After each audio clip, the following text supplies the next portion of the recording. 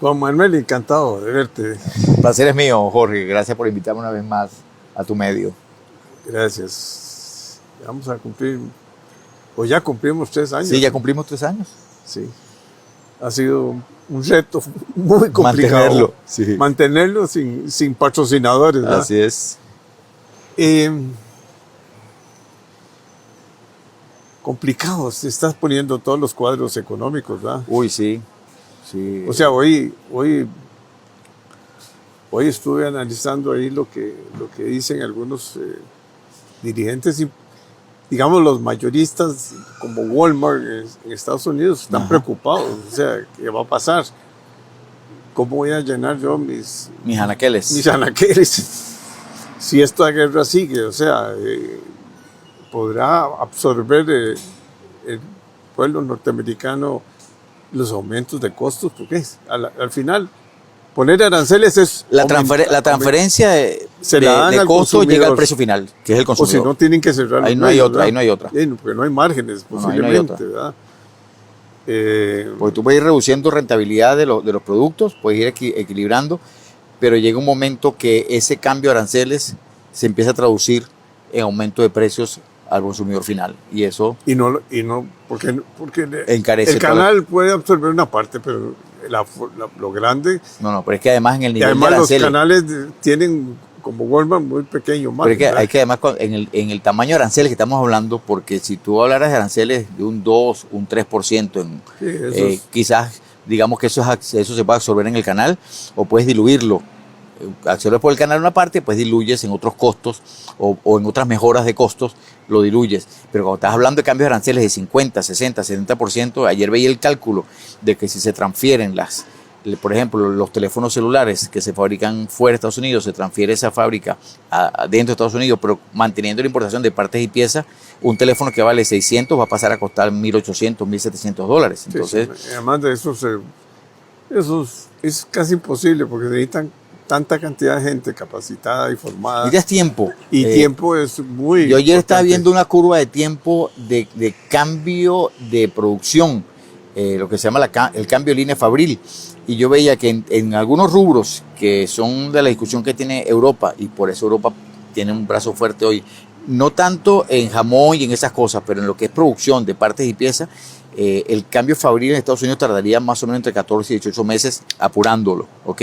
¿Por qué? Porque es plantas que hay que fabricar, que hay que montar, que hay que armar, y gente que hay que capacitar. Entonces, digamos la combinación de ambas cosas, no es inmediata. Entonces, yo creo que por eso es que la administración Trump está poniéndole pausa y haciendo esos acuerdos de 90 días porque saben que si no se comienza a hacer el arreglo de la transformación fabril, no vas a poder suplir en costos y en tiempo la mercancía que va a dejar de llegar en su momento, o el encarecimiento de esa mercancía. Entonces, yo creo que por eso es que la administración Trump está jugando a los 90 días, a 80 días y a seguir corriendo la bola, digamos, o pateando la bola, después que dio ese ladrido. Yo lo comparo mucho con el perro que tengo yo. Yo tengo un perro que ladra, pero para que tú te alejes y espera a ver qué pasa. Entonces, si tú te alejas, él te queda quieto, pero si tú te le acercas, él empieza a ladrar un poco más fuerte. ¿Y su cometido cuál es? Que te alejes, no que te le acerques. Esto es igual. Yo creo que Trump ladró a ver hasta dónde llegó. Entonces, muchos países escogieron ceder.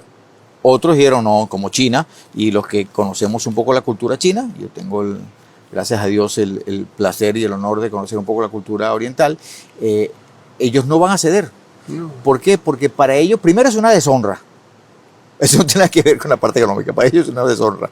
Y segundo, tienen suficiente mercado interno para aguantar meses de baja de producción.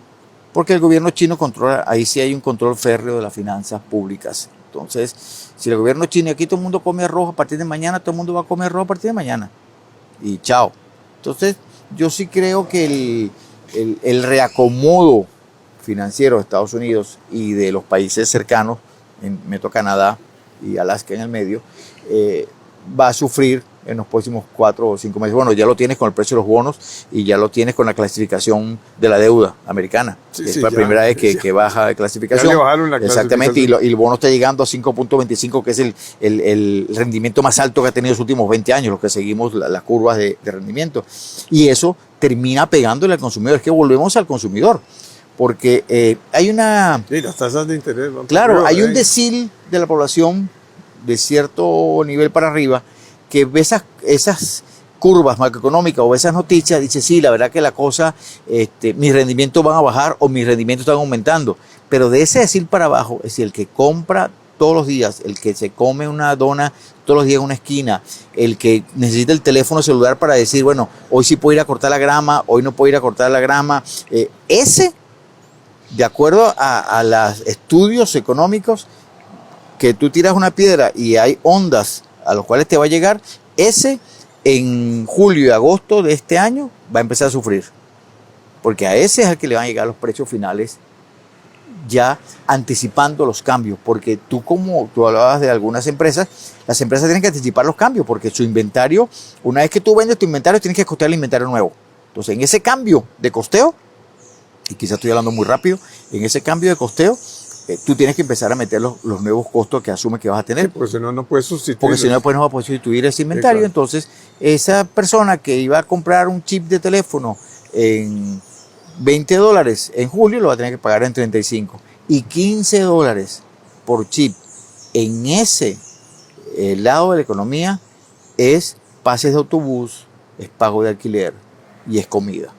Y entonces ahí lo vas a ver Sí, son sufriendo. los Yo tengo un elementos cuñado, básicos. mira, yo tengo un cuñado que vive en Houston. Te pongo ese ejemplo. Vivía en una casa grande, que es de él, es propia, no la debe, y acaba de decidir mudarse a la casa de la hija, que es una casa pequeña de una habitación, y que la hija con el marido se muden a su casa y paguen los costos de mantenimiento de la casa.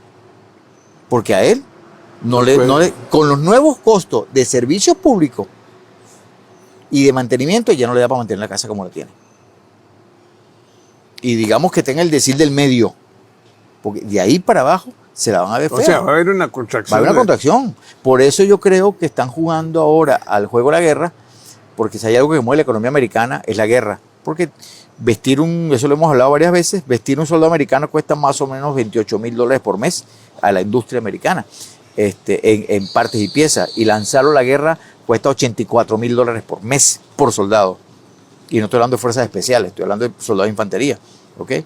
Entonces eso le mete un empujón a la economía y yo creo que por ahí viene el segundo juego de guerra. De guerra. Entonces yo creo que por ahí viene un poco... O sea que entonces Ucrania y Putin van a seguir peleándose porque por ahí Trump llamó estúpido o tonto a Putin, yo creo que por esta misma vía, para poder meter cizaña y poder decir ahora que ahora voy a mandar tropas. Y al mandar tropas, estás hablando de un promedio de $58,000 por mes por soldado, y eso es producción de ropa, de comida, de telecomunicaciones, de vehículos, de fuerzas aerotransportadas. de muertes. Sí, pero ellos eso no lo miden. Es que el detalle que tenemos en la sociedad, y yo tengo días hablando de eso, quizás me he puesto viejo y estoy reflexionando mucho en mi vida, que algunos tomadores de decisión están midiendo su vida por sus rendimientos y por su bienestar y no por el bienestar de la sociedad como un todo. Y ahí estamos teniendo un gap enorme. Lo estamos viendo en Gaza. La gente habla muy mal de Israel hoy en día, de lo que está haciendo Israel en Gaza, y ya todo el mundo se olvidó de los rehenes israelitas. Sí, ya todo el mundo se olvidó de que Hamas entró a Israel, mató 1,000 y pico de personas, metió niñitos en microondas, y entonces eso como quedó, eso hay que perdonarlo y pasarle por encima de eso a cambio de otras cosas, a cambio de las tierras raras, y volvemos a las tierras raras, que se terminan siendo un negocio a la cual están apuntando algunas naciones y se olvidan del bienestar de una sociedad que tiene derecho a vivir libre. La sociedad israelí tiene todo el derecho a vivir libre, a no estar pendiente con una cúpula de hierro a ver que no me caiga un misil en la escuela de donde están mis niñitos estudiando. Es decir, no puede ser que esa sociedad tenga que estar viviendo perennemente con esa Con esa alarmas. espada de Damocles aquí. Lo mismo está pasando en Ucrania. Está viendo los bombardeos de los últimos 3 días en Ucrania. Han sido desastrosos. 400 Desastrosos. drones. ¿Okay? Entonces, si te mudas a Venezuela, donde el oficialismo acaba de ganar, porque hubo una abstención del 75%. Eso no son elecciones. Es una farsa. Hizo muy mal la oposición en no presentarse. Eso sí, ese es mi punto de vista. ¿Okay? Porque cuando tú abandonas en política una silla, ninguna silla en política queda vacía. Y usted lo sabe mejor que yo, Jorge. ¿Okay? Entonces yo sí creo que la economía como un todo se está readecuando a nuevos líderes que piensan solo en el bienestar en su bienestar, en el bienestar de su posición y no en el bienestar de la sociedad como un todo. Y tenemos que ir. Yo creo que las crisis nos van a llevar a un reacondicionamiento como nos llevó el COVID, a pensar en que todo esto es pasajero y que si no pensamos en una sociedad como un todo, todos vamos a sufrir. Y lo están sufriendo. Yo tengo conocidos en Estados Unidos con constructoras que están sufriendo para terminar las casas porque no tienen mano de obra. Porque su mano de obra, mexicana, 45% era extranjera. ¿Okay? O centroamericana. Y ya se le fueron. O no quieren llegar a trabajar. Y el americano promedio que hace de trabajo quiere cobrar 2 veces y medio lo que cobraba el inmigrante, aunque el inmigrante tuviera papeles. Pero igual el inmigrante, su misma condición de inmigrante y de querer avanzar económicamente en un país, lo hace avanzar como con precios más bajos de sus servicios. Y eso no pasa en la sociedad americana. Entonces, aparte de que no consiguen gente que pegue techos, por ejemplo.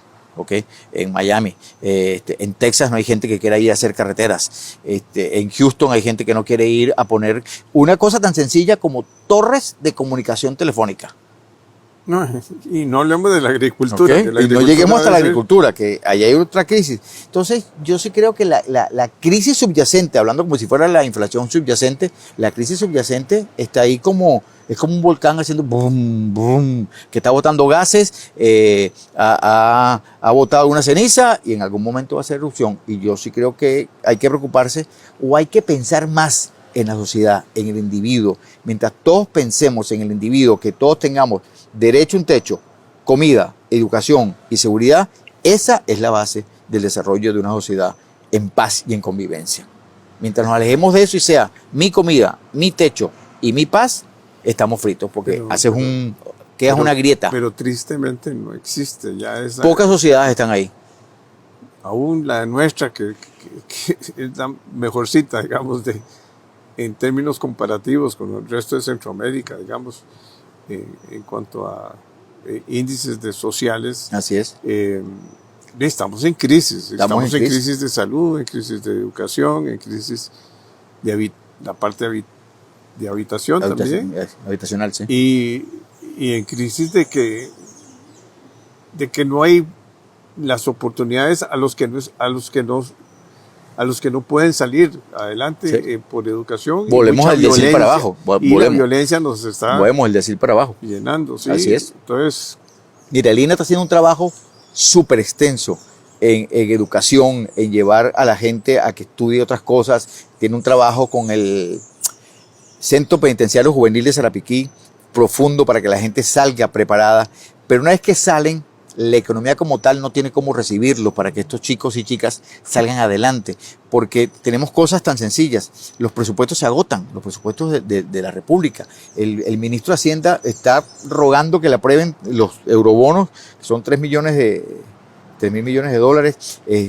Están con 2 solicitudes de préstamos de ayuda presupuestaria para que estos programas puedan seguir avanzando. Pero mientras la aprobación de esas cosas se hagan con un sesgo de, bueno, y si lo apruebo, ¿cómo quedo yo después? Si lo apruebo, ¿qué pasa con mi candidatura o con mi posición política?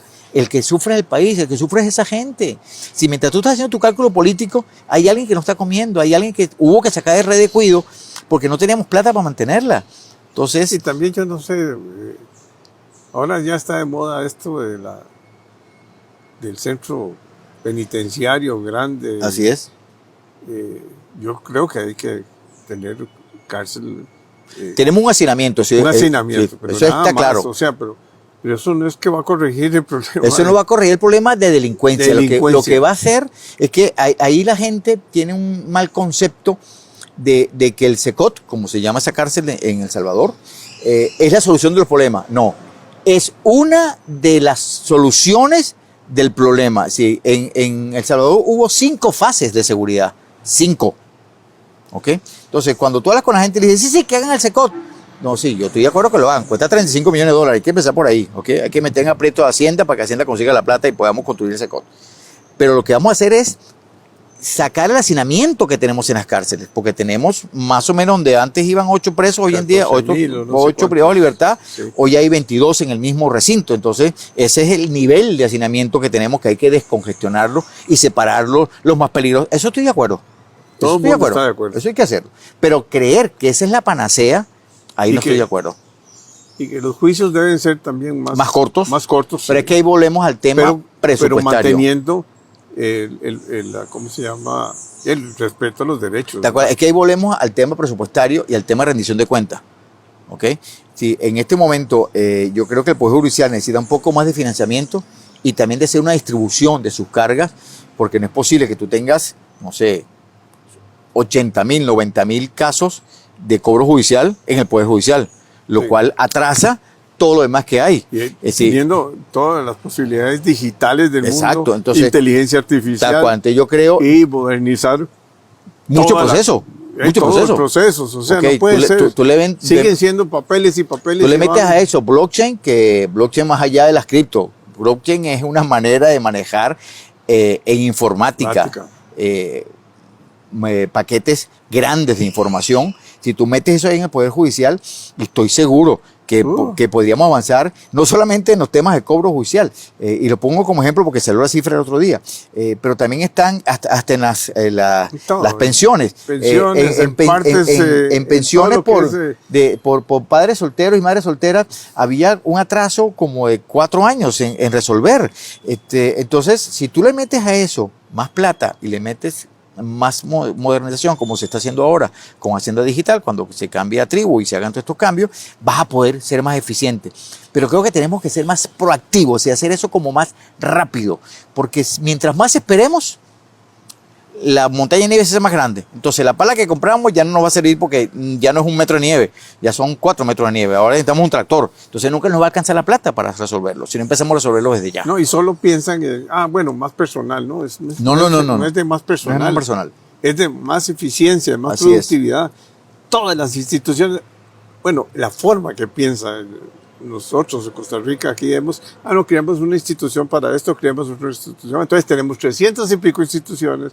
No sé cuántas municipalidades ya, porque son 84. Y las municipalidades creando sus propias instituciones. Además. Entonces, y todos son burocracia, porque todo es, no hay nada digital. Mira, yo escuchaba al director de servicios fitosanitarios del país, que cuando ellos quieren ingresar a una finca para hacer un muestreo de las aguas de esa finca, necesitan un permiso de un juez. Y cuando llaman al juez, el juez tiene tantos casos adelante que como dentro de un mes o mes y medio le dan el permiso, y en ese momento, si había algo en la finca, ya lo borraron, ya lo quemaron, o ya desapareció el rastro de lo que ellos querían revisar. Entonces, yo creo que ahí, hasta en ese nivel, imagínate hasta dónde llegamos. Mira donde empezamos esta comparación y estamos en el fitosanitario, que no se ve. Es que hay cosas que yo digo que la población no lo ve y por lo tanto piensa que todo está funcionando bien, porque son cosas que no logra, no le hace tracción a la población, pero la población tiene que estar consciente de que hay cosas en las cuales tiene que hacer tracción. Es que no hay rendimiento de cuentas. Porque no hay rendimiento de cuenta. No hay un análisis, digamos, ¿qué te puedo decir? Ya no vamos a hacer más represas hidroeléctricas, ¿verdad? Así es. Entonces, ¿qué hacemos con el grupo de ingenieros que tenemos y el equipo que tenemos? O sea, hay que hacer una reingeniería y si hay que...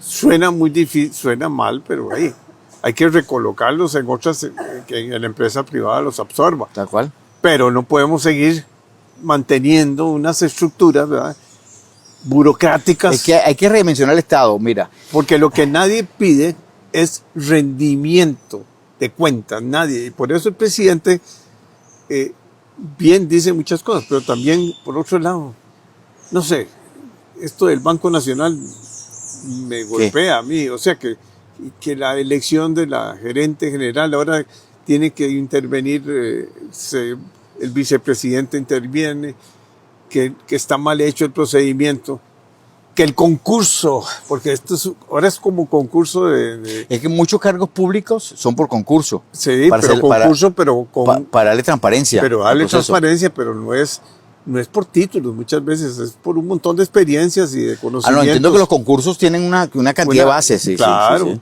pero tiene que ser técnico, no político. Es que entiendo Es que- que este gobierno ha hecho cosas en cuanto a eso, porque yo he visto las publicaciones por los concursos, sobre todo en las juntas directivas, que han hecho con concurso, que la gente tenga que tener una cantidad, bueno, acaba de pasar con la elección en Recope, creo que fue, que dijeron un directivo nuevo, y entiendo que fue por concurso y que hubo una participación masiva, que hubo como 30 o 40 personas que participaron en el proceso en Recope, entonces... Sí, pero una cosa es concurso, elección, el más capaz, el que tiene más experiencia, el que puede aportar.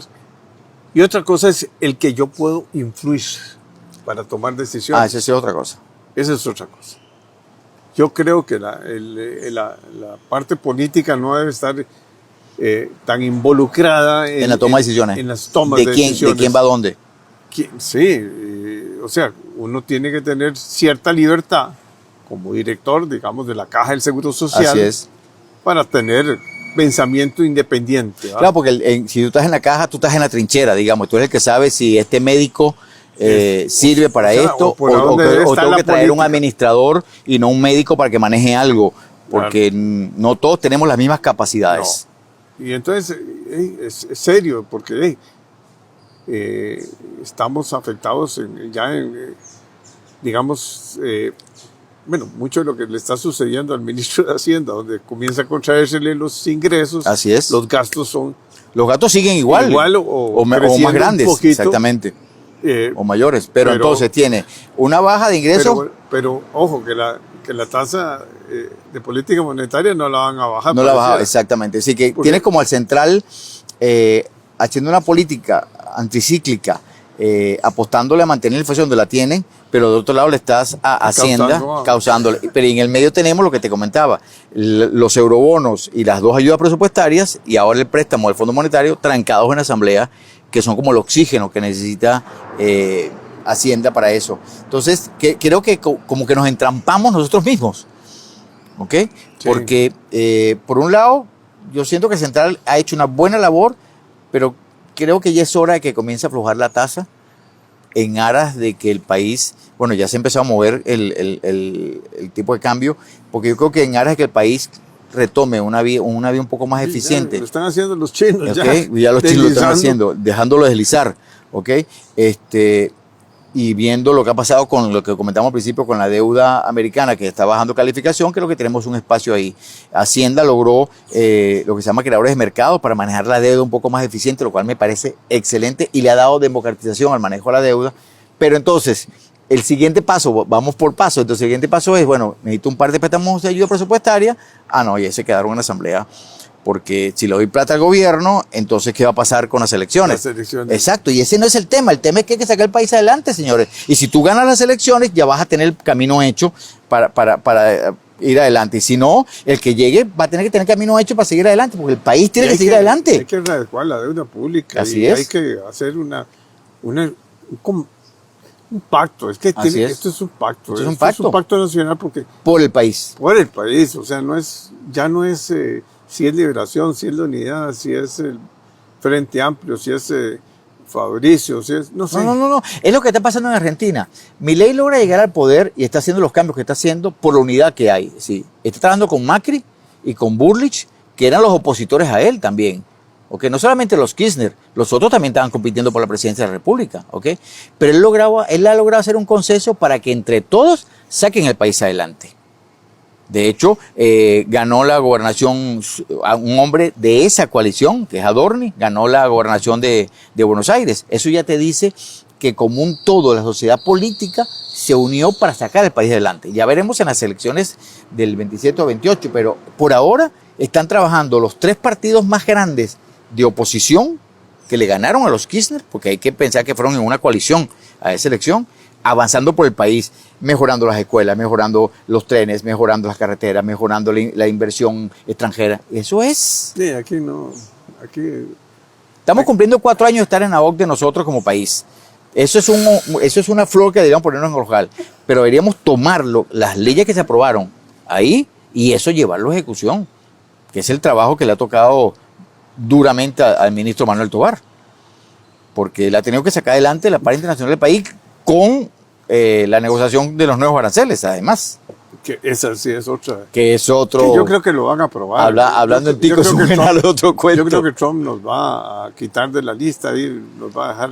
Yo creo que haciendo algunas concesiones, yo creo que haciendo algunas concesiones de ambas partes, porque no hay que olvidarse que somos un aliado estratégico invaluable para el gobierno americano, ¿okay? Sobre todo frente al Canal de Panamá, claro, que con quien el gobierno americano tiene una franca batalla por el tema de la influencia china en el canal, y sobre todo con influencia Petro y Maduro del otro lado del Darién, ¿no? Que también somos como una... Y Maduro consolidándose. Y Maduro consolidado. No, eso no se va nunca. No, eso no se va nunca. Aquel ingenuo que crea que la que libertad Maduro, va a existir. exacto, se va a ir por de las elecciones y que van a ser muy buenos y que los militares se van a levantar, está leyendo... Soñando. Está soñando, no sé, con Shangri-La o cosas por el estilo. Eso no va a pasar jamás. Tristemente. Y va a seguir la migración. Bueno, ahora hay menos porque como ya no tienen a dónde ir, como cerraron tanto México como Estados Unidos y los países centroamericanos resultan muy caros y muy difícil de conseguir trabajo para todo ese volumen de gente, la migración ahora va hacia abajo de vuelta, como había ido al principio, que iba hacia Argentina, la migración ahora la tienen todo otra vez el Cono Sur y nosotros no, porque pasar el Darién no es fácil. No es fácil. En cambio, bajar hacia los otros países es mucho más fácil. Mucha vida cuesta pasar el Darién. Así es. Bueno, encantado de verte. No, muchas gracias, Jorge. Yo es un honor para mí. Para mí es enriquecedor conversar contigo y con tu gente. Aprender de vos. Muchas gracias. Tú eres mi maestro.